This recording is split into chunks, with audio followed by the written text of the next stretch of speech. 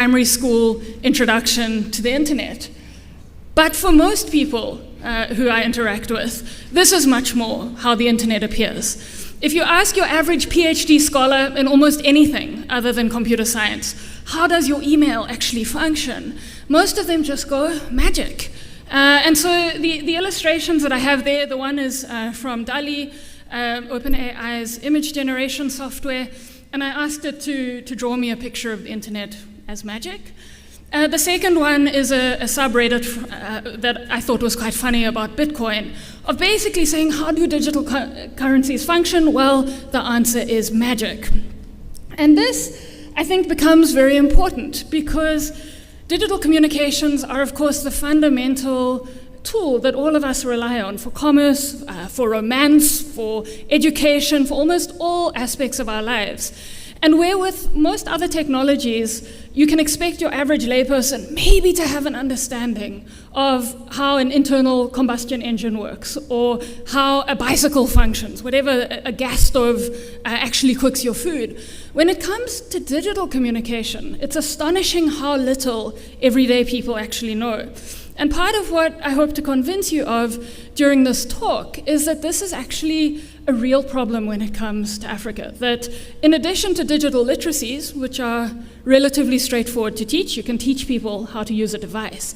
But digital capabilities that help people understand, well, how is the algorithm coming up with certain results? What are the implications of connecting to Huawei versus a network owned and operated by the United States? How do we think about those as we develop digital connectivity across Africa are actually really essential questions.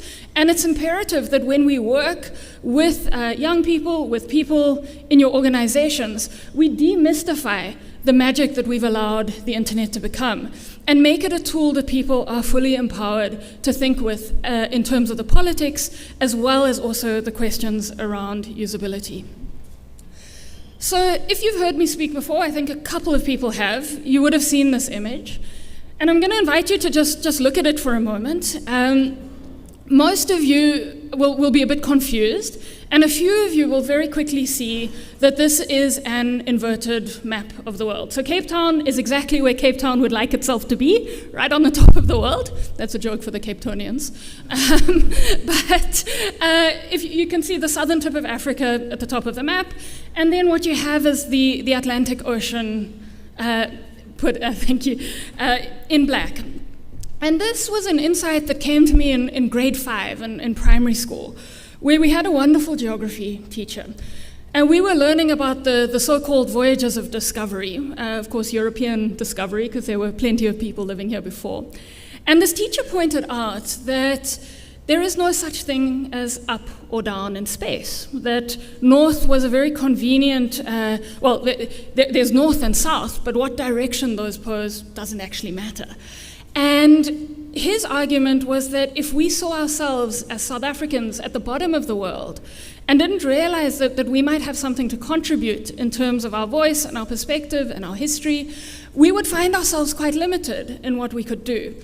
And of course, in the 1500s, when map-making conventions were being developed, there were ways in which putting Europe and North America at the top of the world was politically expedient to a broader project of extraction, of missionization, and of colonization that was really going to shape the next 5 centuries. And part of what I'm talking about today is the fact that we're in a similar kind of moment with the digital, and that we on the continent of Africa and in South Africa have a unique opportunity to ensure that digital infrastructure doesn't reflect the histories and the power structures of previous centuries, but rather opens up possibilities for different kinds of imagination and economic activity. So, what is the African internet? I asked ChatGPT, or it was DALL-E as well, and this strange image that looks like 1992 Word clip art was what the system spat out. And I thought that was really interesting because it captures something about the imagination that is embedded in the data sets on which these systems are trained. So what is Africa in the digital imagination? Well, is it a 1992 version of the world with a kind of basic PC and some random text? Or is it Black Panther, which was one of the most important interventions in imagination of the continent that arguably of the last 100 years? And there's kind of this polarity where we either think of Africa as this basic, disconnected, sort of underprivileged, under-resourced space, or we think of it as the futuristic space of the future. And of course, most of you must be working in the middle, in the reality of the everyday complexity of a continent that has a huge amount of resources, potential, people, innovation. I mean, if you don't innovate in many parts of this continent, you actually don't survive.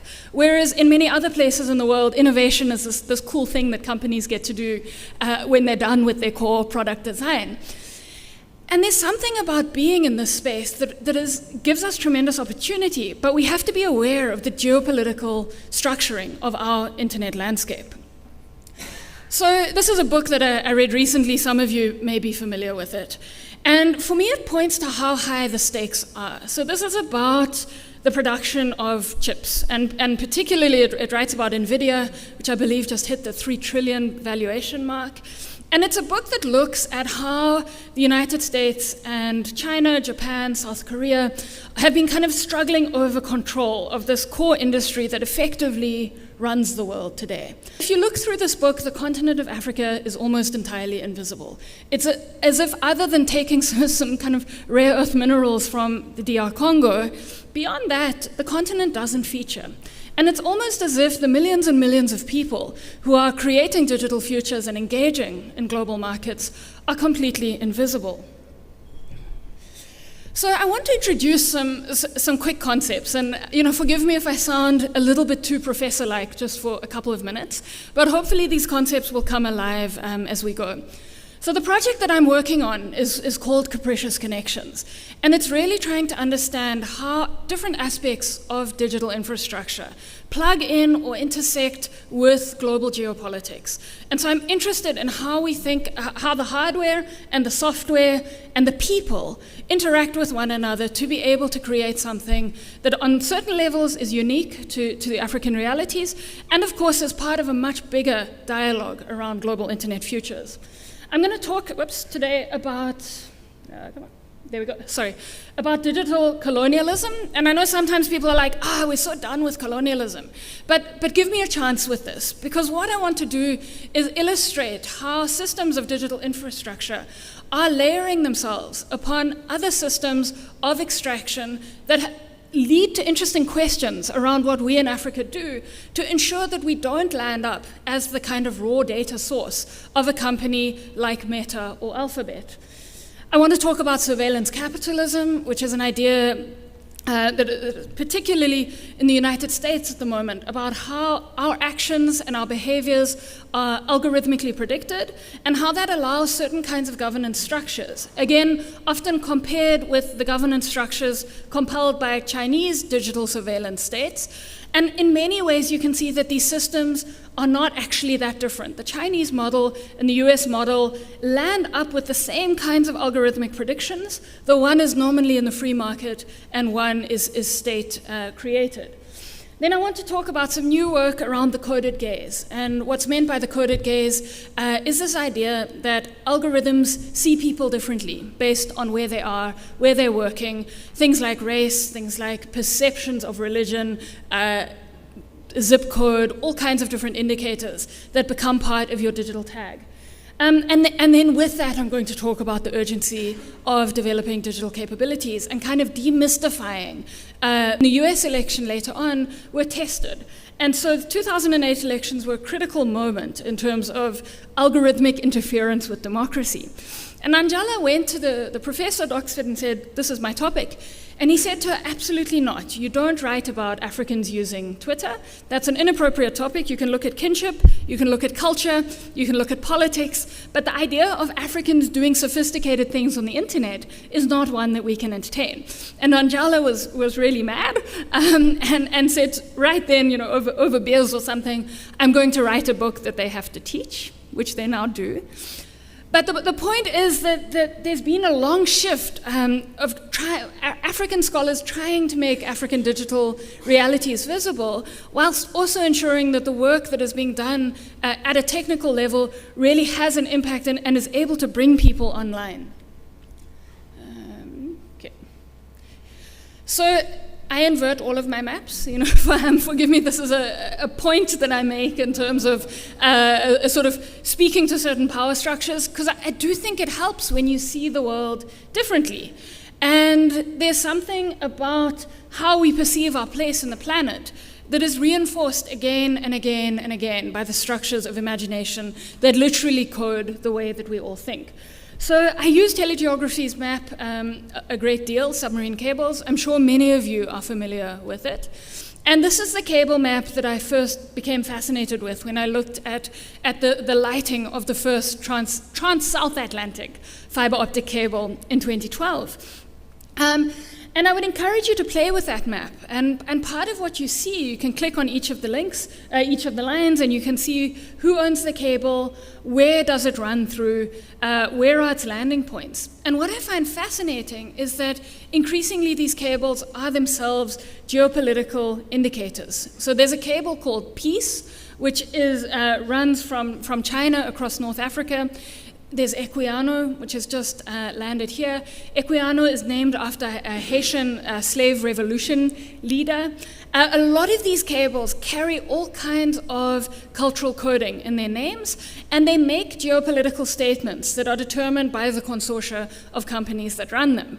And so companies like Seacom might not be putting their name on the cable specifically, but you can guarantee that the thought process behind naming digital infrastructure is one that is often highly politically salient, if not for the companies themselves, then certainly for the messaging that comes when a cable is switched on and when users start interacting with this infrastructure, which is increasingly becoming quite well known. So to make things simple, this is the book project that I'm currently working on. So I've got 3 months away from my day job of teaching to work on this book over the next 3 months until the end of June. And what I'm trying to do is to untangle the thread of digital complexity by telling the story of effectively 3 cable systems. So an older one, a newer one, and one that is kind of in the middle. And using this thread as a way to illustrate to the public, well, how does the internet work? What questions should we be asking of it? And where are the examples of African innovation which we can tell? And of course, I would imagine that I could easily write about almost any of your companies and the work that each of you are doing. Come on, let's try that. There we go.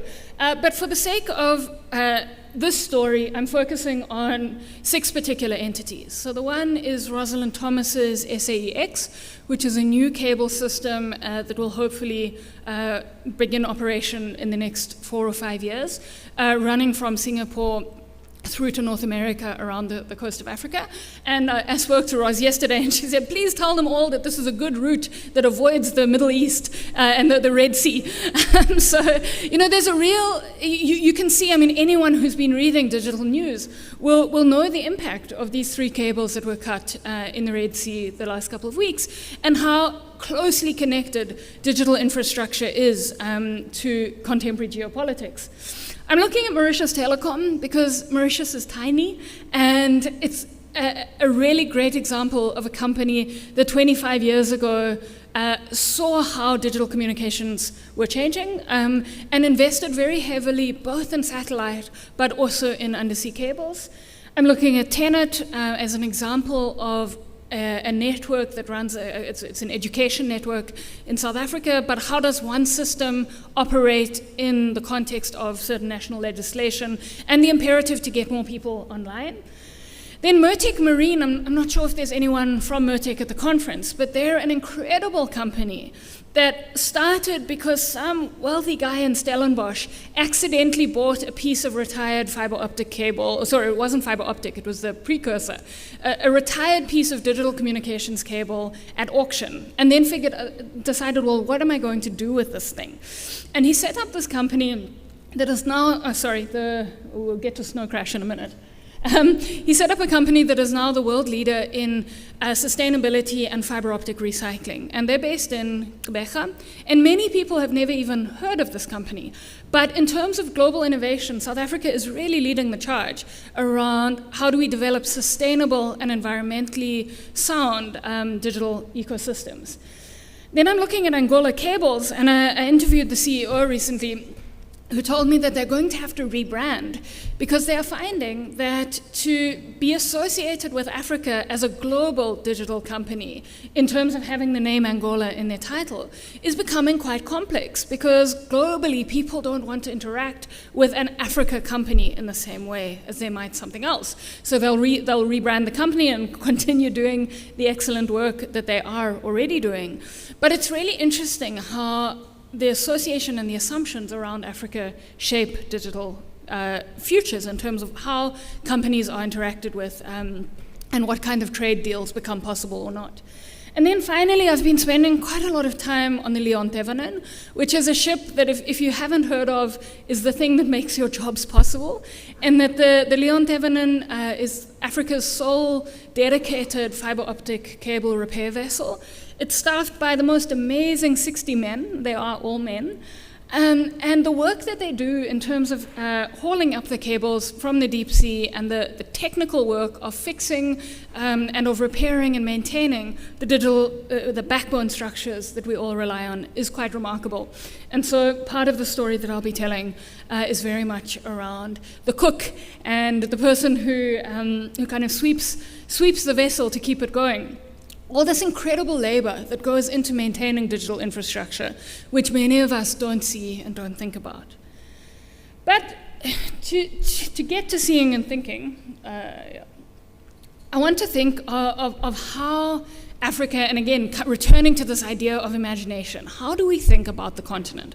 So I'm not sure how many of you have read either of these two books. The one is Heart of Darkness, which was written in the 1800s by Joseph Conrad, and is a kind of archetypal book around justifying colonialism. So it's a story of a vessel that goes through the Congo River, and it finds people who are represented as uncivilized and savage, and it kind of justifies the need for colonial expansion.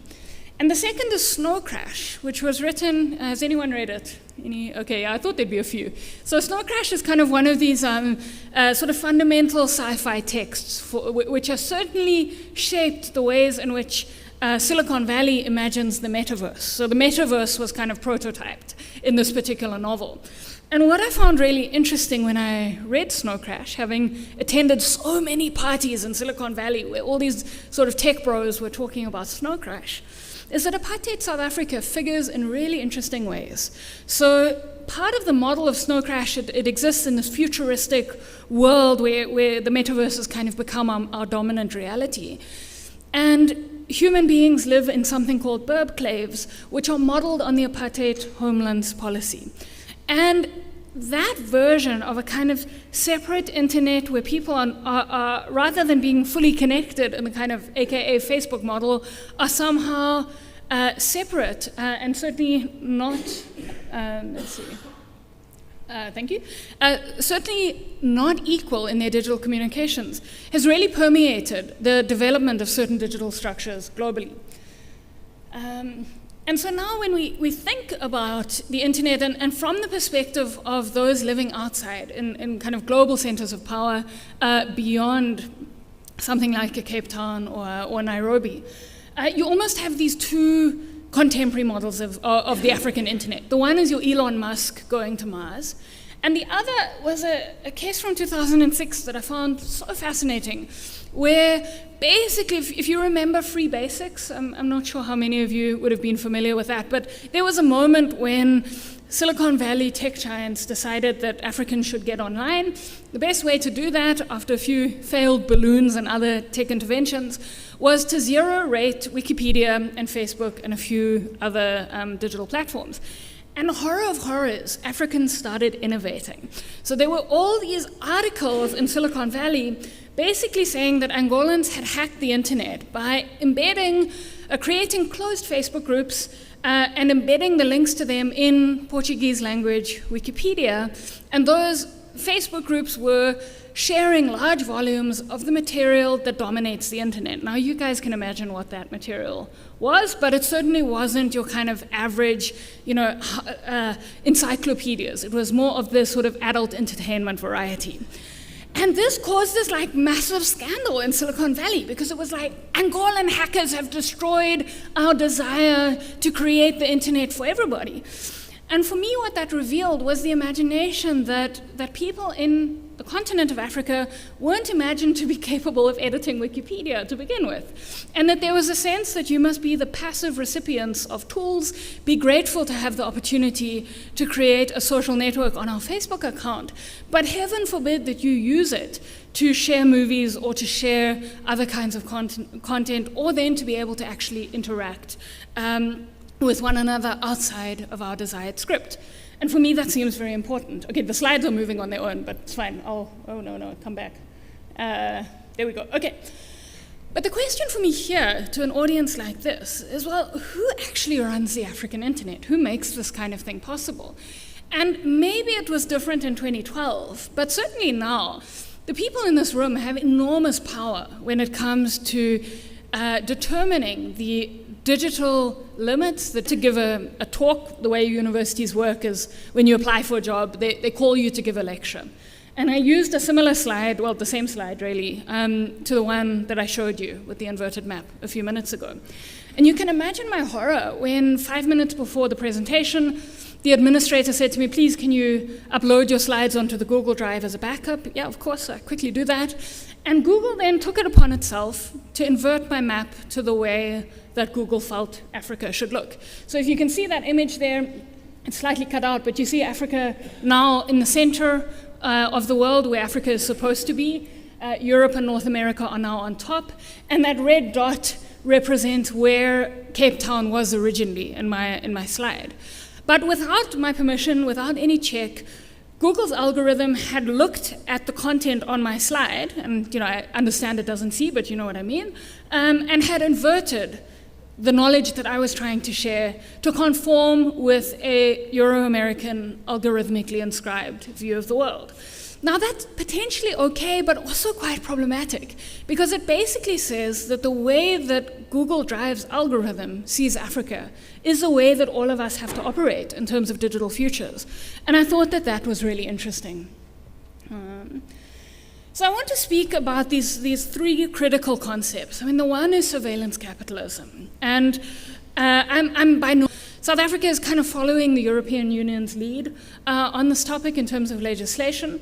But I want to remind you all of how critical this is, not only for those in this room, but for those who are coming online for the first time, or are starting to do things like online shopping, and in some ways the implications for those who haven't had the same opportunities of education. The second thing is this idea of digital colonialism. So this book actually starts with a story of Chief Lobangule from Zimbabwe, who was very anxious about the arrival of British telegraph poles. Now, the whole British Empire wouldn't be possible without the Victorian-era telegraph communication structure. And the chief was right to be concerned, because as soon as you had the structure in place, certain kinds of decisions could be made in the abstract without any sense of personal communication. And the book argues that in the absence of appropriate policy and legislation, there's a real opportunity for a different kind of digital colonialism. So you've all heard data is the new oil. But whose data is the new oil? And who is making money off it? And to some extent, I'd imagine that many of your companies make money off it, and that's great. But what are the ways in which these systems also plug into bigger companies like your global giants? And how do we think about the fact that companies like Meta and Alphabet are now increasingly owning the digital infrastructure that runs the continent? And who profits off that? And it's not necessarily a terrible thing. I mean, some people made lots of money in colonialism as well. And some people, there were things that were arguably very useful in terms of infrastructure and so on, that came from the development of spaces, of cities and all of that. But the cost was tremendous, and very, very, very few people, maybe Helen Ziller on a bad day on Twitter, might say something to the justification of these colonial structures. But basically, whether you call it colonialism or something else, the point is the inequality. And the point is that most of us sign digital products, terms, and conditions with no understanding of what they mean and no understanding of what actually happens to our data. Is it colonialism or not? We can debate it, but I think it's worth thinking about that in relation to the third point, which is Joy Buolamwini's notion of the coded gaze. And Joy is a researcher based at MIT. I think her parents are from Uganda, if I'm not mistaken, but I can double check that.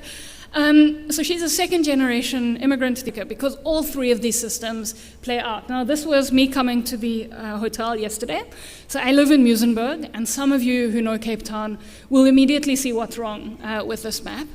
So a few weeks ago, I think it was the end of last year, there was a really tragic moment when Cape Town had a whole bunch of taxi-related strikes. The city was on edge, and a medical doctor visiting from, I think, England, was routed by Google Maps through a low-income area where there was quite a lot of frustration and anger being vented, and this medical doctor was tragically killed. And that in itself was a terrible, terrible tragedy.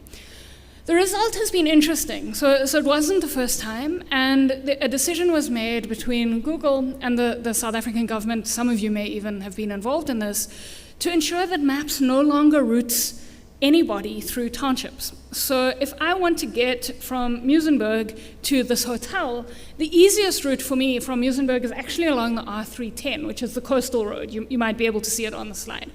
And if I take the R310, it takes me 25 minutes to get here.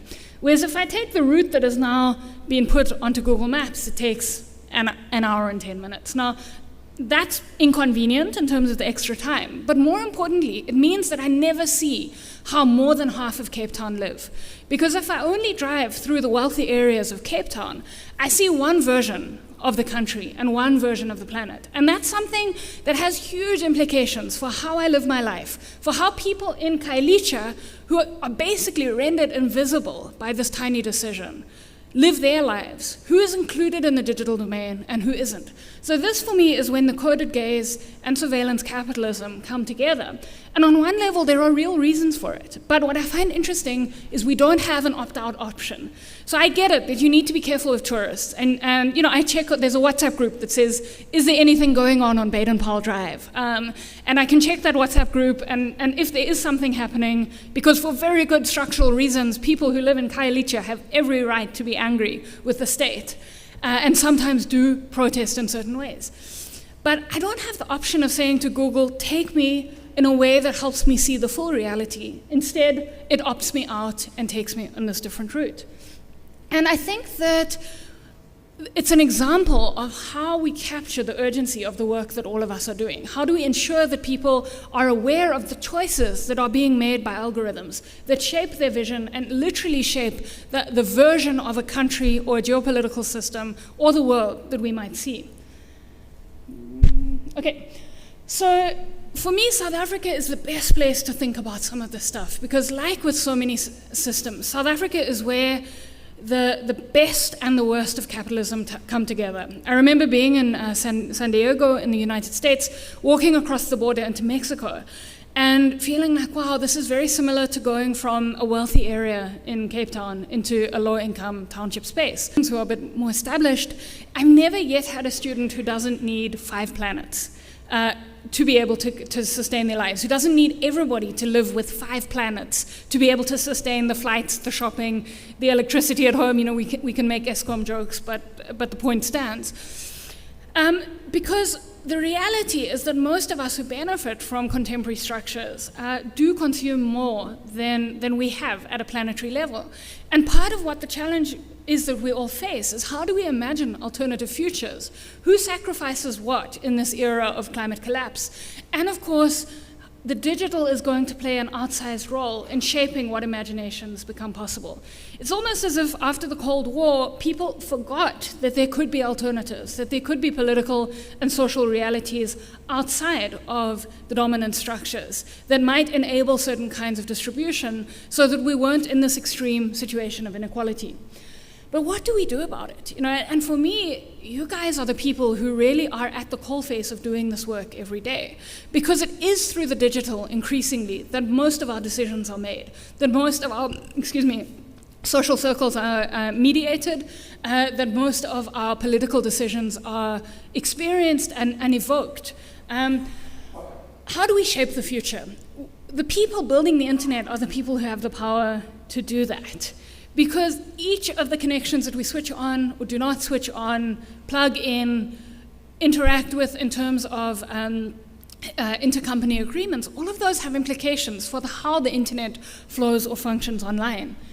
And what kind of digital environment do we actually want in the continent, in the country, in our cities, in our homes, and of course in the world? I'm nearly done.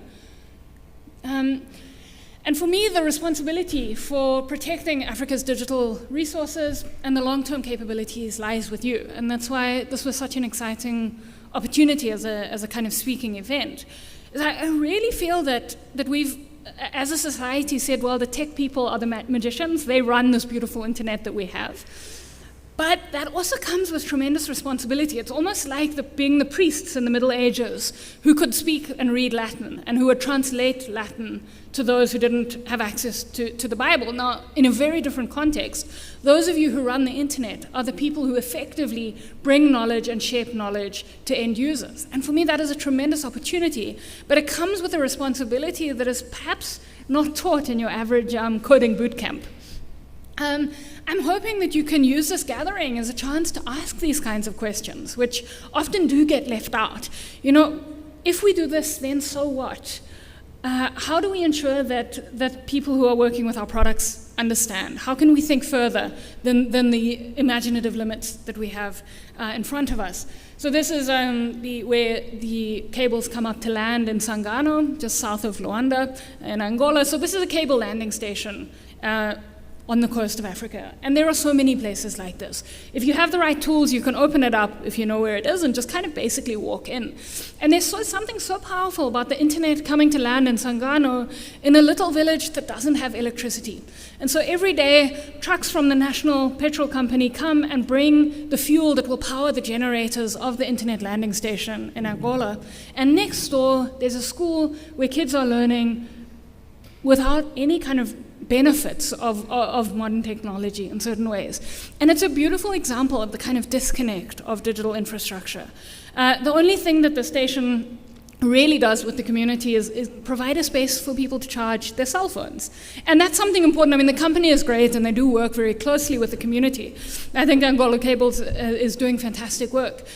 But it's so powerful, this disconnect of those who are online and those who simply don't have a light switch to be able to turn on. So, my final slide is Steve Biko. Some of you might recognize him as a political activist, really important in terms of founding Black consciousness as a political movement. Thank you, and for the opportunity to be here, and please feel free to reach out with questions. Thank you.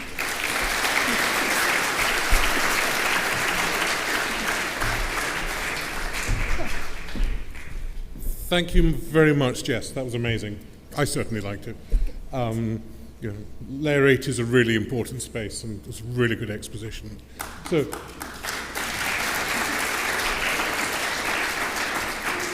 So in theory, we've got 1 minute for questions, but we're running late anyway, so let's just ignore that and take some questions. And if you can come to the microphone, if you can give your name and your affiliation, please. And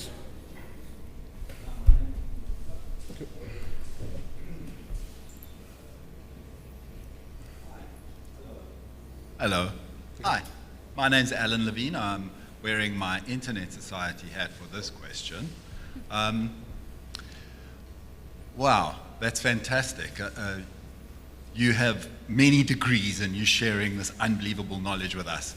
And I just wanted to ask you if you can be cautious, because we're a bunch of network engineers. we're, we're struggling to get new people with university degrees to get into networking. Many of the infrastructure providers in South Africa have people with no degrees at all on their entire executive team. So you're posing questions for people that are thinking at a high level to necessarily what we've got right now. And if I can just say to you, can you go back to university and try and encourage the computer scientists to learn more about networking, because they actually think it's all about apps and all those other companies that you're talking about, and that's where they want to go work, rather than coming to us and helping us build all this infrastructure. Thank you so much for that question. I think it's a really important one. And part of what I think the opportunity is to highlight how important this work is, whilst also addressing the fact that when I think of the computer science people who I knew from undergrad, most of them are now working in London and in San Francisco. And that is an aspect of digital colonialism that is also really important to think about, not just for the network engineers, but also for the lawyers and for the policy people and for the people who are kind of able to think at that kind of high-level global structure. Most African governments can't pay them. And it's one thing in South Africa, but it's another thing in Zambia or Angola or Ivory Coast. It's very difficult to retain talent when the global industry takes out as quickly as it can most of the top brains in the industry. And so there is something about messaging there, and I mean, I'm working a bit with computer science at UCT, but part of this for me is, what are the stories we all tell about the work we do? And maybe it's a challenge to the conference to say, well, okay, if you need to